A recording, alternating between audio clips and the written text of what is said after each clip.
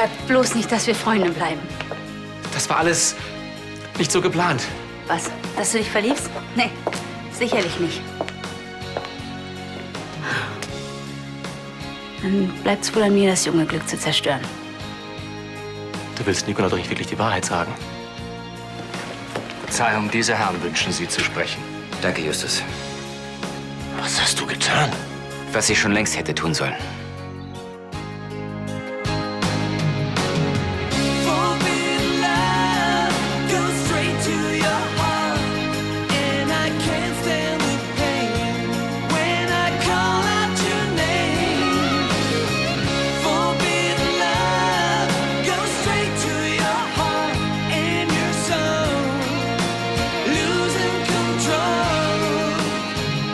Ist dir eigentlich klar, welche Konsequenzen das für dich haben wird? Absolut. Wir können. Du gehst mit. Mein Sohn wird durch seinen Bruder Sebastian von Lahnstein anwaltlich vertreten. Was ist denn hier los? Ich habe Selbstanzeige erstattet. Du hast was? Es wird Zeit, dass ich Verantwortung übernehme für das, was ich dir angetan habe. Dir und Andi.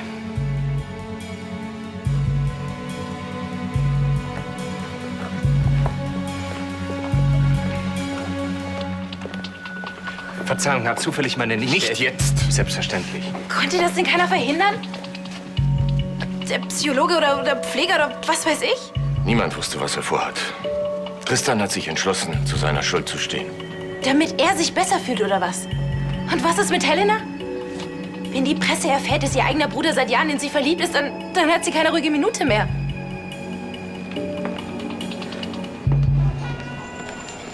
So, hier die Espressi und die Rechnung für den Herrn. Dankeschön. So. Ich glaube, jetzt stelle ich die Nahrungsaufnahme erstmal für 2 bis 3 Wochen ein. Wieso das? Naja, bei dem Gelage gerade. Ich hatte die Garnelen im Kokosnussmantel, den Spargel an Krebsbutter und jetzt auch noch die Mousse au Chocolat. Das Vielen Dank. waren bestimmt 5000 Kalorien, die ich dazu mir genommen habe. Alles ab 3000 Kalorien macht wieder schlank. Schöne Theorie. Nur schade, dass sie von einem Astrophysiker kommt, der selbst nur einen kleinen Rucola-Salat gegessen hat. Ich würde dich auch mit Rettungsring lieben. Habe ich jetzt was Falsches gesagt? Nein, du.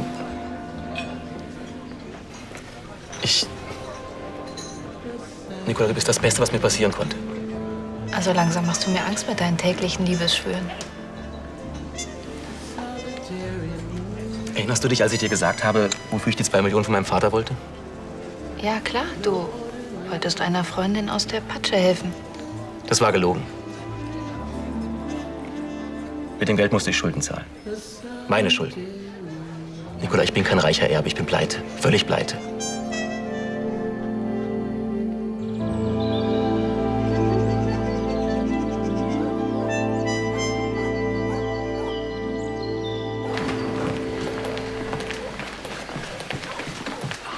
Soll ich mich noch zur Verfügung halten? Danke, Sie können Feierabend machen.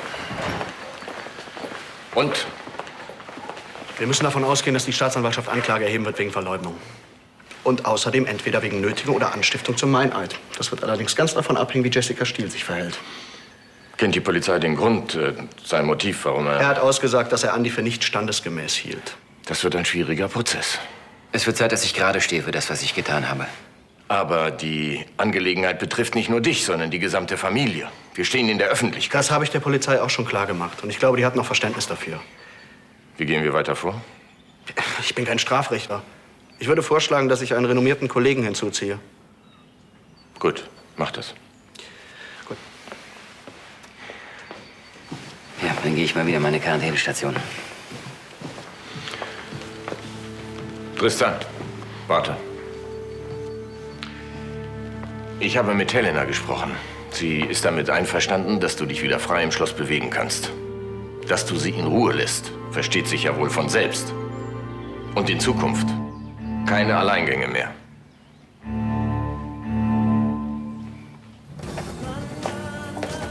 So, Arno, ich bin weg.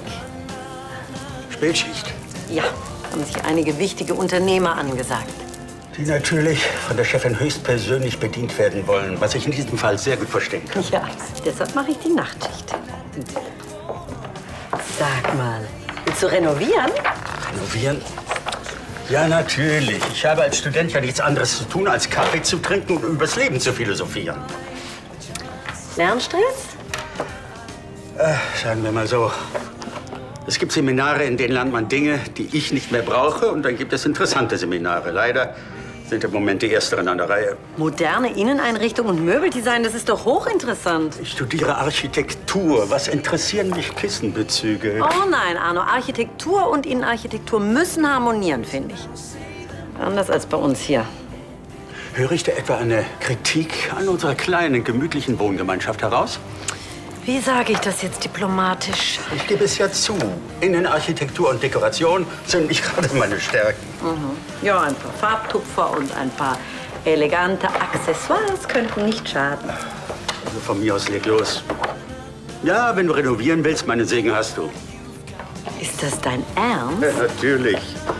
Was soll ich mich da einmischen? Du bist die Stilikone. Deine Freundin war also komplett erfunden. Ganz schön krasse. Nein. Ich hatte auch Schulden bei ihr. Aber hauptsächlich bei anderen. Und warum hast du mir wochenlang verschwiegen, dass du pleite bist? Ich habe mich geschämt. Aber du hättest doch mit mir reden können. So gut solltest du mich mittlerweile kennen. Ich habe gespielt. Und zwar mit den falschen Leuten. Professionelle Zocker? Und statt endlich einzusehen, dass ich abgezockt werde, habe ich immer weitergemacht. Wollte mir mein Geld zurückholen. Irgendwann konnte ich dann nicht mehr zahlen. Und als die Typen sich an meinen Vater gewandt haben, hat er mich enterbt. Du hast mich die ganze Zeit belogen. Ich weiß, wie wichtig Ehrlichkeit für dich ist. Deswegen wollte ich es dir auch unbedingt sagen.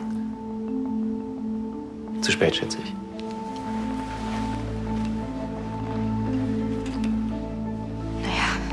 Immerhin bist du jetzt ehrlich. Wir reden morgen weiter. Gute Nacht.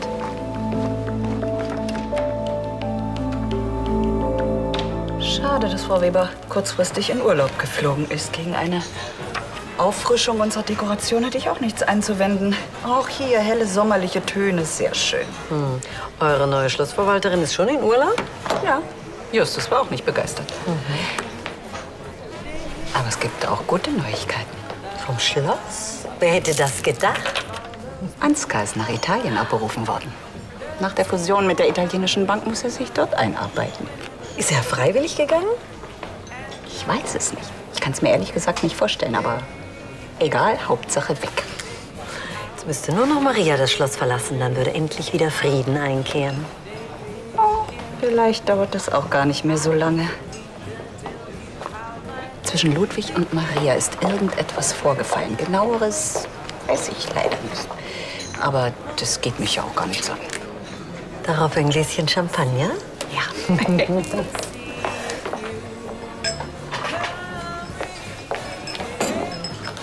Wer hält dich eigentlich so auf Trab? Ach, das ist... Arno hat mich gebeten, dass ich ein bisschen Stil in unsere WG bringe. Arno? Das sieht ihm überhaupt nicht ähnlich. Als ich noch mit ihm verheiratet war, da war das höchste der Gefühle an Dekoration für ihn ein Poster seiner Lieblingsband. Sagen wir so, es ist okay für ihn, wenn ich mich kümmere. Und jetzt habe ich Silvio Di Rocca angefragt. Düsseldorfs heißesten Innenarchitekten? Ja, ich warte darauf, dass er mir den Termin für morgen bestätigt. Du, das ist er. Schneider? Herr Di Rocca, ich danke für den prompten Rückruf. Ja? Ende des Jahres? Oh nein, das ist viel zu spät für mich. Ja, natürlich. Ich danke Ihnen trotzdem. Herr Di Rocca, bis dann. Ciao. Was mache ich denn jetzt? Den Zweitbesten will ich nicht. Mal ehrlich, Charlie, du brauchst doch keinen Innenarchitekten, du hast doch selber Geschmack. Und Handwerker lassen sich ja wohl finden, oder? Ja, und das bisschen streichen kann ja im Grunde genommen jeder. Die zwei würden sich doch gut machen mit Pinsel und Farbtopf. Und dem Muscle-Shirt.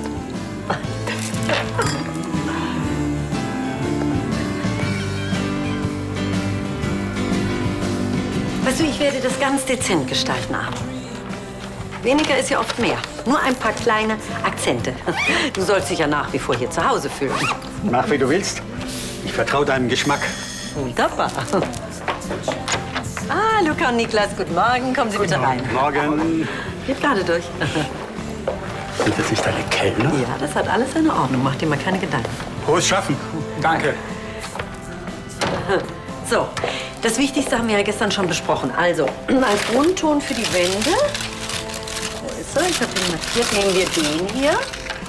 Und die Heizkörper und Leisten, die setzen wir ein bisschen ab, damit die sich wegspielen. Das haben Sie sich aber, glaube ich, auch gestern notiert. Dann habe ich bei Fischermeier angerufen im Einrichtungshaus. Die kennen schon die Maße für die Vorhänge, den Überwurf und die Sofakissen. Ihr müsst nur noch die Töne aussuchen. Ja, das ist nicht so schwierig. Ah, hier. Diesen Ton hätte ich gerne. Genau den, ja? Na, Sie haben es verstanden. Und schafft ihr das bis heute Nachmittag? Schon, aber noch mal zu dem Farbton. Genau den, Niklas. Den. Ich muss jetzt das Schneiders aufschließen. Also, bis dann. Tschüss.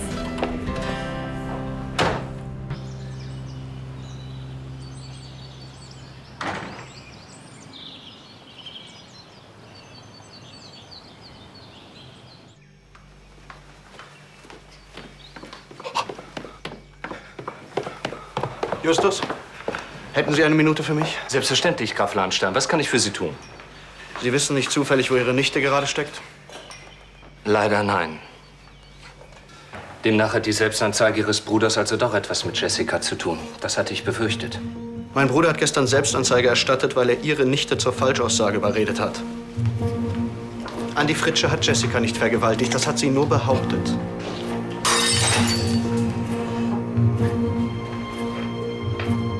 Es tut mir leid, dass ich Ihnen das sagen musste. Kann ich irgendetwas für Sie tun? Nein, danke.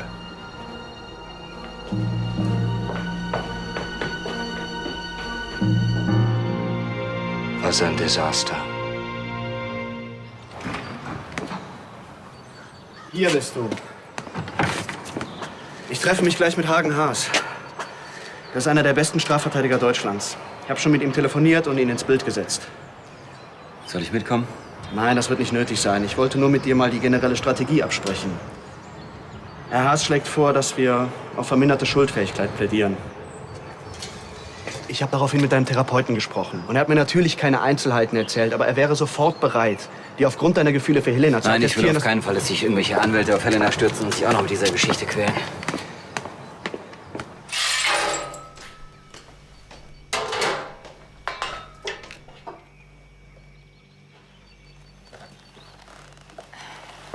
Ist alles in Ordnung mit dir? Du? Entschuldige, dass ich mich die letzten Tage nicht gemeldet habe, aber ich musste nachdenken. Das hättest du besser vorher getan. Ja, ich weiß. Du hattest von Anfang an recht. Tristan war einfach nicht der Richtige für mich. Hätte ich doch nur gleich auf dich gehört. Dann wäre ich jetzt nicht ohne Job und völlig pleite. Du, dabei fällt mir ein, kannst du mir vielleicht ein bisschen Geld... Hast du auch nur eine Ahnung, was ich mir für Vorwürfe gemacht habe, dass du vergewaltigt worden bist? In meiner Obhut! Oder wie ich mich gefühlt habe, als ich das deinen Eltern erklären musste? Aber das war doch nicht deine Schuld. Allerdings nicht, weil du mich von vorne bis hinten belogen hast. Andi hat dir kein Haar gekrümmt. Ist dir eigentlich klar, was du damit angerichtet hast? Jessica! Bleib gefälligst hier! Unter diesen Umständen willst du aber nicht so glimpflich aus der Sache rauskommen. Es geht hier immerhin um... von Lahnstein. Flock von der Glanz und Gloria. Wie bitte kommen Sie hier herein? Mir ist zu Ohren gekommen, dass Sie gestern bei der Polizei eine Aussage gemacht haben. Darf ich Sie verlassen fragen, jetzt augenblicklich das Anwesen. hat Ihre Anzeige etwas mit Ihrer geplatzten Verlobung und mit dem Zusammenbruch Ihrer Schwester Helena von Lahnstein zu tun? Sicherheitsdienst? Heißt das kein Kommentar?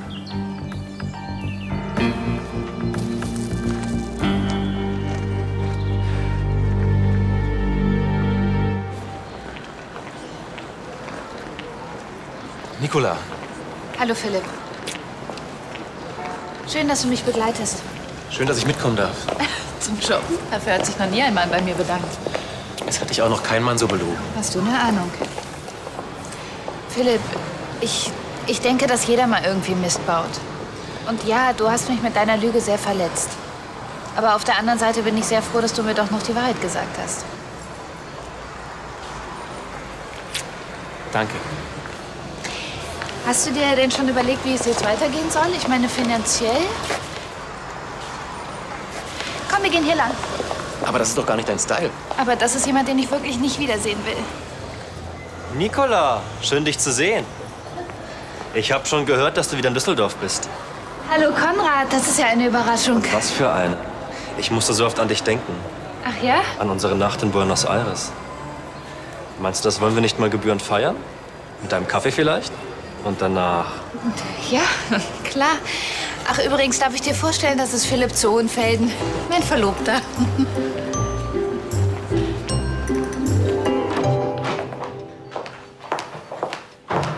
Ich muss dir was sagen. Ein Reporter war gerade hier. Hat Sebastian mir schon erzählt. Wir werden wohl in Zukunft keine ruhige Minute mehr haben. Ich sehe schon die Schlagzeilen, die Inzestzwillinge. Helena, ich habe der Polizei nichts von uns gesagt. Von uns? Ich meine, warum ich Andi und dich auseinanderbringen wollte. Ich habe ausgesagt, dass ich Andi verachte, weil er ein Bauarbeiter ist. Und jetzt hält mich wahrscheinlich die ganze Welt für einen miesen Snob, aber die Wahrheit weiß niemand.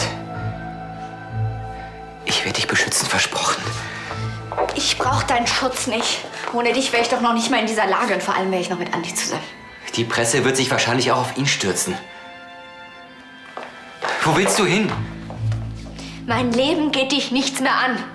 Kapier das endlich.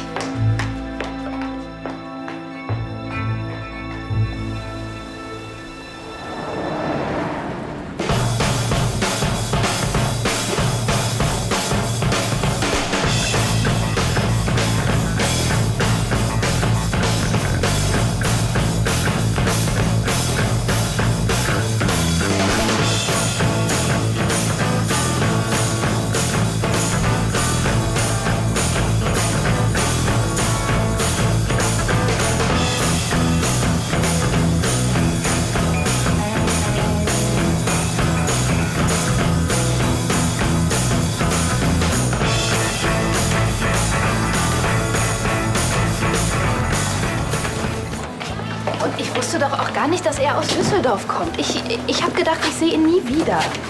Und als wir quasi in der Hotellobby zusammengestoßen sind, da war er ja auch noch ganz charmant. Wir haben an der Bar gesessen, ein paar Drinks genommen und uns über meine Bilder unterhalten. Dann seid ihr auf seinem Zimmer gelandet? Ich habe mich aus dem Zimmer geschlichen, als er im Bad war und sofort aus dem Hotel ausgecheckt. Ich hätte wirklich nicht gedacht, dass ich ihm noch mal über den Weg laufe. Da hast du aber Glück gehabt, dass dein Verlobter eben dabei war. Auch wenn ich nur als Abschreckung dienen durfte. Ja, so abschreckend siehst du gar nicht aus. Eigentlich müssten die Jungs schon fertig sein. Charlie, du weißt, wie sehr ich dein Personal schätze. Aber warum hast du mir nicht gesagt, dass du Maler brauchst? Ich hätte doch nur Matthias anrufen müssen und... Selbst ist die Frau.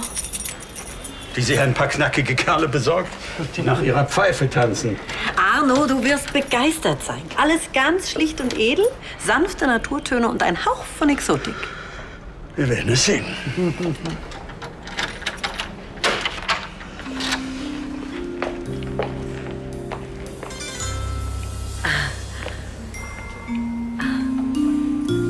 Ein Hauch von Exotik. Voila. Nur hier und da ein Tupfer. Ja. Oh, Charlie, was soll denn das? Ich Tarzan, du Jane? Im Dschungelbordell? Nein.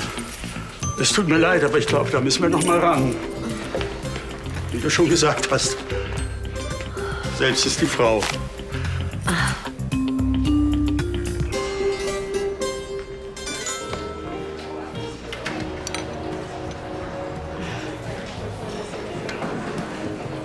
Gräfin von Steigenberg? Und Sie sind? Antonia Weber. Danke, dass Sie sich bereit erklärt haben, mich zu treffen. Setzen Sie sich doch.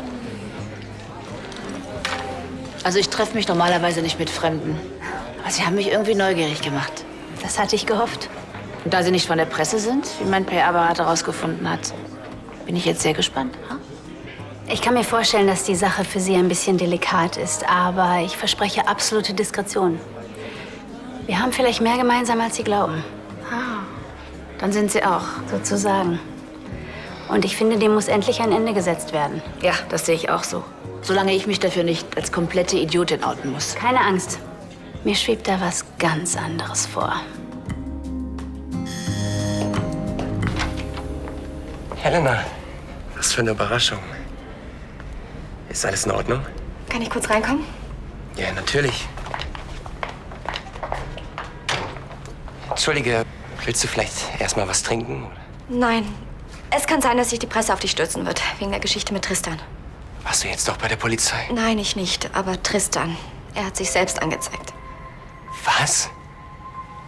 Oh Mann.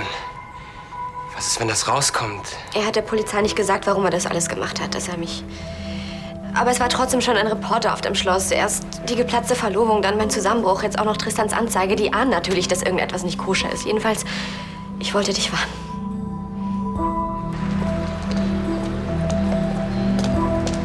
Frau Stiel? Jessica Stiel? Mein Name ist Richard Pflock, ich schreibe für die Glanz und Gloria. Was wollen Sie von mir? Ihnen helfen? Ich habe von dieser schlimmen Sache gehört, in die Sie reingeraten sind. Wovon reden Sie? Tristan von Lahnstein hat Ihre Verlobung platzen lassen und jetzt hat er sich selbst bei der Polizei angezeigt. Sie wissen doch bestimmt genau, worum es dabei geht. Was? Hat sich angezeigt? Ich finde, die Öffentlichkeit hat ein Recht auf die Wahrheit, finden Sie nicht? Wollen Sie nicht Ihre Version der Geschichte erzählen? Lassen Sie das. Mein Verlag würde sich die Exklusivstory einiges kosten lassen. Ach komm schon. Ich bin doch auch noch da. Wir stehen das gemeinsam durch. Ich möchte aber nicht auf deine Kosten leben. Ja, solange du knapp bei Kasse bist, wird dir nichts anderes übrig bleiben. Und wenn deine Geschäfte wieder laufen, dann kannst du dich ja revanchieren. Wir wollten doch wegfahren. In die Waldhütte. Ja, das tun wir auch. Aber erstmal sollten wir gemeinsam überlegen, womit du wieder Geld verdienen könntest. Immerhin hast du Astrophysik studiert. Gibt's in dem Bereich keine Möglichkeiten? Du hast recht. Ich sollte meine Kontakte aktivieren und nach vorne schauen. Das ist der Prinz, den ich kenne. Optimist und Kämpfer. Was meinst du? Ist das die richtige Wahl? Eindeutig ja. Denn es hat einen entscheidenden Vorteil. Ich darf dir beim Umziehen helfen. Du meinst wohl beim Ausziehen? Was kann ich für Sie tun, Gräfin Steigenberg? Ich möchte bitte mit Nicola von Lahnstein sprechen. Erwartet die Gräfin Sie? Nicht direkt. Darf ich fragen, in welcher Angelegenheit ich Sie melden darf? In einer privaten. Es ist dringend. Es geht um Prinz Philipp zu Hohenfelden. Der Prinz ist, sagen wir mal, ein guter Bekannter von mir. Und ich habe delikate Informationen, die Gräfin Nicola von Lahnstein sehr interessieren werden. Brennend.